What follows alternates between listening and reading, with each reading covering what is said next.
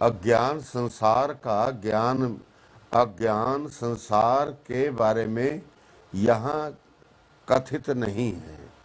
ये जो परमेश्वर ने कहा ना, अज्ञानं च विजातस्य, अज्ञान में डूबे हुए, तले तल भरे हुए या डूबे हुए, वो कौन से ज्ञान? अज्ञान में जो परम तत्व के बारे में कोई चिंता ही नहीं है।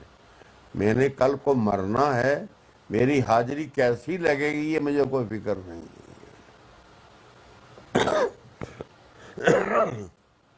जो ठीक, संसार के जीवन के जीने में ही ऋषि मुनि हमें समझाते आ रहे हैं कि भैया अब का टाइम है, इस टाइम में ही तू अपना कुछ कर ले। उन्होंने कहा है उद्धरेत आत्मनः आत्मानं न आत्मानं अवसादयेत। कहते हैं अर्जुन, मेरे विचार में ये है कि आदमी को अपने जीवन यात्रा में ही, इसी जिंदगी में, अब मरूंगा फिर बनूंगा तब करूंगा, ये बात नहीं वो मानने को तैयार। वो ये कहते हैं कि अभी तू जो जी रहा है दुनिया में, इसमें जो तेरी जिंदगी चल रही है, इसी जीवन के चलते ही तू अपने परलोक का निर्माण कर जा। बैठी बात नहीं बैठी। अपना परलोक खुद वहां कोई बनाने वाला नहीं है, पीछे से भी कुछ नहीं जाना। कहते वहां का प्रबंध जो जिसके पास है, उसकी किसी से वाकफियत नहीं होती, अपरिचित होता है। जब जीव जाता है तो उसके अनुसार उसका पोथा खोल लेते हैं, तत्काल वैसा वैसा हो जाता है।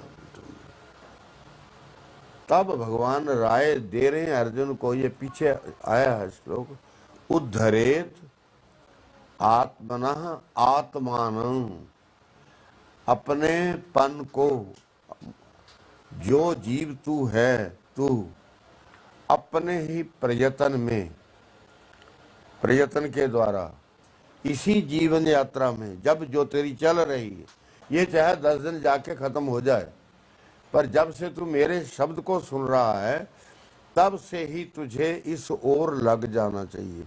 क्यों? एक शब्द और दिया, वो साबित करता है कुछ। यहाँ तो कह रही है उद्धरेत आत्मना आत्मानो। आदमी को चाहिए कि यहाँ संसारिक सुखों को प्राप्त करते हुए, समृद्ध होते हुए, संसार के साथ अच्छा जीवन जीते हुए ये परमेश्वर का भजन करे। ये किताबें कहती हैं, धर्मशास्त्र बोलते हैं। सोना कोई नहीं भैया, बहुत कोई है तो नहीं सोया हुआ कोई, कईयों की गर्दनें झुकी लगती हैं मुझे।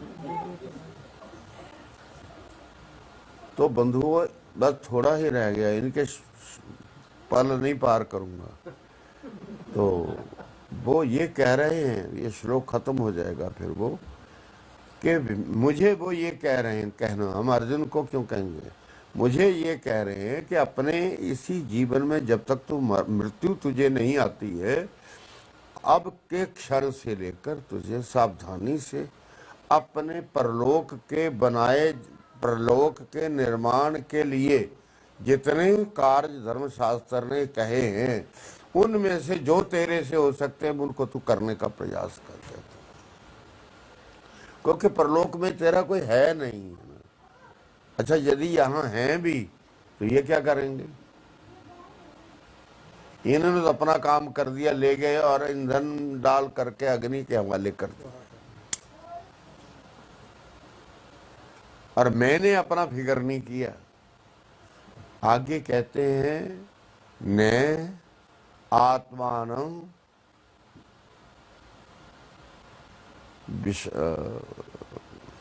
विषादयेत। कहते हैं अपनी लापरवाही ना कर ले, अर्जुन को कह रहे हैं अपनी लापरवाही के ही कर नहीं बैठना कि मैं बोल के चला गया तूने सुन लिया और यूं भी होता रहता है। ये लोग बहुत बोलते रहते हैं, ऐसा ही बोलते रहते हैं, इन लोगों का काम ही है बोलना। हम ऐसे भी हैं। तो प्रभु कहते मैं दोबारा दोहरा दूं इसको, कहीं भ्रम में न रह जाइए कि मेरी मैत्री है, मेरी रिश्तेदारी है, मेरा सब कुछ है। भगवान कृष्ण मेरी वहां मदद करेंगे। इस पर वो कह रहे हैं कि आत्मान आत्मना उद्धरेत, अपना परलोक इसी जीवन में शुरू कर दे, ठीक बनाना। न आत्मानं अवसादयेत, देखना कहीं मेरी बात को कच्ची नहीं समझना और मसल नहीं देना, लापरवाही नहीं कर देना और कहीं इधर उधर नहीं हो जाना। वहां कुछ नहीं है, वहां डर ही डर है बस, क्योंकि अच्छा काम मेरे से होना नहीं है, बुराई मेरे इर्द गिर्द से जानी नहीं, और मृत्यु ने पक्का आना है, जाना भी है, लोगों ने उठाकर अग्नि में मिला भी देना है, बात खत्म हो जाएगी। कहते उस दिन से पहले पहले तू उधर लग जा, मन बना ले अपना कि बस मैं भजन करूंगा। संसार में अपने जीवन को सात्विकता से व्यतीत करता हुआ परमेश्वर कहते मेरा भजन मेरी साधना ये थोड़ी बढ़ा दे। यही एक साधन। सारी सृष्टि के बाद धन तो नहीं, सोना चांदी नहीं, बड़ी बड़ी भूमिएं नहीं है, सब कुछ बड़ा नहीं है, सबके पास नहीं है, कहीं है कहीं नहीं है। तो वो क्या मेरा उद्धार कर देंगे? मान लो नहीं। इसलिए ये मैंने अज्ञान की एक बात कही है जो यहाँ छोड़ रहा हूँ कि प्रभु ने ये बात कही कि हे मानव तू, मैं आपसे भी कहता हूँ कि आज आप सुनकर जाओगे यहाँ से, और चाहे आगे लाख बार पढ़ चुके हुए हों, गीता में पढ़ चुके हों, रामायण में पढ़ चुके हों, जहाँ कहीं ये प्रसंग आ जाते हैं तो व्यक्ति का कर्तव्य बन जाता है कि अपने साधनों में से समय निकाल कर परमेश्वर के लिए यदि कोई 1 घंटा निकालता है तो अभ्यास करे, कल को 2 मिनट और बढ़ाए, फिर और बढ़ाए, फिर और बढ़ाए, वर्ष भर में 15-20 मिनट और बढ़ा ले। ये परमेश्वर कहने का अर्थ ये देते हैं। न आत्मानं अवसादे, देखना अपनी आत्मा को रुलाना नहीं, तुझ जीव को रुलना नहीं है। वहां तूने यमराज की मार नहीं खानी और अग्नि के अंगारों पर चलना नहीं है, और तुझे बड़े बड़े हथियारों से जो काटेंगे वो वहां, तो वो उनसे भी बचना है। ये सारी चीजों से अगर बचना है तो एक ही तरीका है जो मैं कह रहा हूं कि अपना पर कल्याण, अपने परलोक का कल्याण, जिससे तुझे धर्मराज लेने आए, यमराज के दूत ना आए कहीं, इस बात से बचा रहे हो अर्जुन को। तो अज्ञानं चाभिजातस्, प्रभु कहते हैं अर्जुन ये परलोक का ज्ञान मुझे नहीं है किसी को, वो भूल है। ज्ञान चाहिए परलोक का और लोक का। जीवन जीने के लिए लौकिक मेरा ज्ञान समृद्ध होना चाहिए, बड़ा हुआ होना चाहिए, और परमेश्वर को रिझाने के लिए मेरे भक्ति भावना आदि जो पवित्र कार्य कहे गए वो मेरे जीवन में उतरने चाहिए और मुझे उनके ऊपर चलना चाहिए। आज के प्रसंग में हमने बुराई की चर्चा की है। 5-6 बातें भगवान ने बुराई की कही है, पर वो इतनी बुरी हैं, इतनी बुरी। मैंने उदाहरण भी इसलिए दिए, महाभारत को सब जानते हैं, रामायण को सब जानते हैं, सब लोग जानते हैं, आप लोग घरों घरों में होता है। पर इस प्रसंग में लाकर मेरा कहने का अर्थ ये रहा है कि हमें सब कुछ दुनियादारी का करना है, पर अपने आप को सभ्य व्यक्ति भी बनाना है। सब कुछ भी करूं, सारे सुख भोगूं, जी भर के खाना खाऊं, जी भर के निद्रा लूं, जी भर के अपना कमाने का काम करूं, कुछ और करूं, बच्चों को पढ़ाऊं लिखाऊं, सारे काम कबीलदारी के अच्छे तरीके से करूं। परंच अर्जुन, परलोक का भी भय रखो।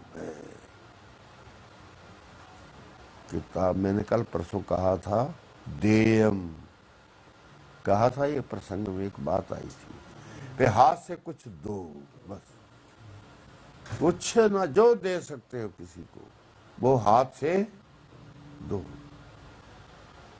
तो फिर वो कहता है, फिर कहता देयम, अजी कुछ देते ही रहना चाहिए।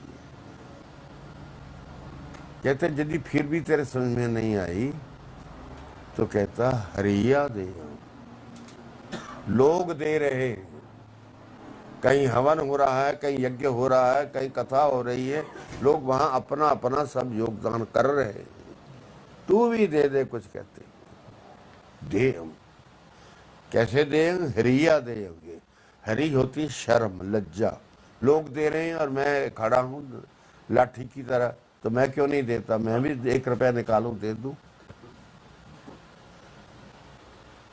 पर ये ध्यान रखना, जेब जो बोलती हो वो ध्यान रखना, अर्थात शक्ति से ज्यादा देना नहीं। शक्ति होते हाथ पीछे बोल रहे जी, हाँ करना। ये मुझे कहा है उन्होंने कि दे भैया, कुछ दे, जो दे सकता देता जा। फिर कहते हैं भिया दे। तीसरी बात, अरे कुछ तुझे शर्म भी नहीं है, तू बेशर्म हो गया है अगर, तो यमराज के डर से दे। वहां तो जाना ही पड़ना है, वहां तो कोई रोक नहीं सका, आज तक नहीं रोका कोई। भगवान ने जिन घरों में शरीर प्रकट किया अपना, उस अव्यक्त और अखंड ब्रह्म ने एक मानवीय देह अगर धारण कर लिया है, तो जहां धारण किया वो भी यमराज के उसी रास्ते के।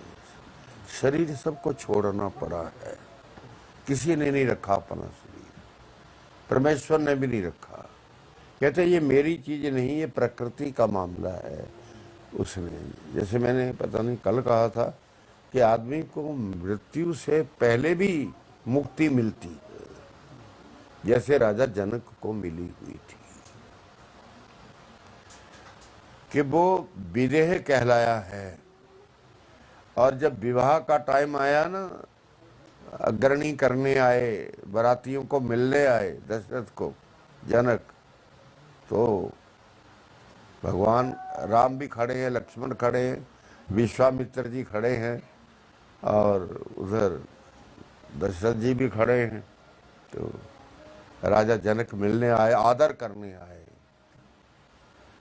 और उनका ये काम था कि कुछ भी हो रहा है पर भीतर नारायण का नाम चला हुआ है। ये विधियां अपने आप चलेंगे, हम लोग तो अपने आप आती हैं, ना आए तो फिर हम किसी समझदार को पूछते हैं। वैसे आ जाती हैं, प्रकृति कहती है, किताबें कहती हैं कि अपने आप आती है। पर मैं आएगी तब ना अगर मैं उधर को जाऊंगा। ठीक है, मैं रास्ता ही दूसरा पकड़ रहा हूं तो वो जगह कहाँ आएगी, वो तो आएगी नहीं। तो उस पर वो कहते हैं भिया देऊं, यमराज के डर से, तुझसे जो बन पाता, किसी की भलाई तू कर सकता तो तुझे कर लेनी चाहिए, दे देना चाहिए। तो ये अज्ञान है परलोक का, जो तुम्हें जानकारी नहीं है कि वहां गुजरती कैसे है और जन्म कैसे कैसे होते हैं, 84 लाख योनि क्या होती है, ये बातें वहां सब फिर देखने को मिलती है। और आदमी घबराया हुआ होता है, कुछ होता नहीं। बोल नहीं सकता, कुछ कर नहीं सकता। पीछे के मेरे 5-10 दिन अगर मेरे पिछलों ने कुछ कर दिया पूजा पाठ तो कोई बड़ी बात नहीं है। मेरे इतने जुल्मों के पीछे मेरी वो 10 दिन की पूजा क्या करेगी, मेरा क्या बनाएगी। मैंने तो सारे जिंदगी लोगों को ठगा है, खराब किया है, चोरी की है, धोखा दिया है, छल किया है, कपट किया है, सारी बुराइयां कोई छोड़ी नहीं। तो वो तो 10 दिन के उन पिंडदान से कुछ भी बनने वाला नहीं। वो पिंडदान का अर्थ ये भी नहीं समझ लेना कि वो नहीं करने चाहिए, वो जरूरी है। क्योंकि जो पीछे रहने वाला परिवार और भूमि और संपत्ति है उसमें क्षरण ना आए, उसमें कहीं कमी ना आए। जो पीछे रहने वाले हैं वो सुख से, शांति से, समृद्धि से रह सकें, ये तदर्थ हम उन पिंडदान आदि को करते हैं। तो बंधुओं, आज हमने बुराई की चर्चा की है। याद रहे तो बहुत अच्छा है, क्योंकि याद रखूंगा मैं तो डरूंगा, तो हटूंगा पीछे, प्रयत्न करूंगा थोड़ा कि मुझे गुस्सा नहीं करना चाहिए, मुझे चोरी नहीं करनी चाहिए, मुझे धोखा नहीं देना चाहिए, मुझे छल नहीं करना चाहिए, आदि आदि कितनी बातें हैं, उसको कोई गिना नहीं सकता। पर उन्होंने 5 में ही दे दी सारी। छठी ऐसी है ना जो अज्ञान की है, वो सारा कुछ समेटती है कि यदि प्रलोक का बोध तुझे नहीं है तो तू खरा काम करेगा भी कोई नहीं। इसलिए परलोक को याद रख और फिर मेरा भजन कर या साधना कर या जो तेरे से हो पाता सो कर। पर भजन तो सरल है, उसमें तो कोई न पैसा लगता, न टका लगता, न किसी आदमी की जरूरत है, न किसी की सहायता चाहिए। बैठो भजन में, पेड़ के नीचे बैठ जाओ, लोग सुनाते हैं एक चर्चा, फिर मैं बंद कर रहा हूँ। अब थके तो नहीं? अच्छा, लोग सुनाते हैं, फिर 2 भाई जन्मे, 2 भाइयों का इकट्ठा जन्म हुआ एक ही समय में। बुराई क्या थी कि ऐसे थे दोनों, पीठें मिली हुई थी, एक का सारा मुंह वगैरह सारा शरीर इधर को, दूसरे का उधर को, ऐसा जन्म हुआ। ये पुराणों में चर्चा है, ऐसा जन्म हुआ है। अब एक ने चलना है तो दूसरे को अपनी पीठ पर लेना है, तभी चलेगा ना वो। कैसे चलेगा? ऐसे ही चला जाएगा। वो थक जाता है तो दूसरे ने अपने ऊपर उसको ले लेना है, तो फिर उसने चलना है। इस तरह एक दिन गर्मी के दिन थे बड़े, और कहने लगे दोनों ही आपस में, मुंह तो इधर उधर थे, शकलों का भी पता नहीं था क्या है हमारी। तो वो कहने लगे कि भैया धूप है, कोई आराम कर लेना चाहिए। कहते ठीक है, आराम कर लेना चाहिए। अब आराम करने के लिए उन्हें घना सा एक पेड़ मिल गया। पेड़ के नीचे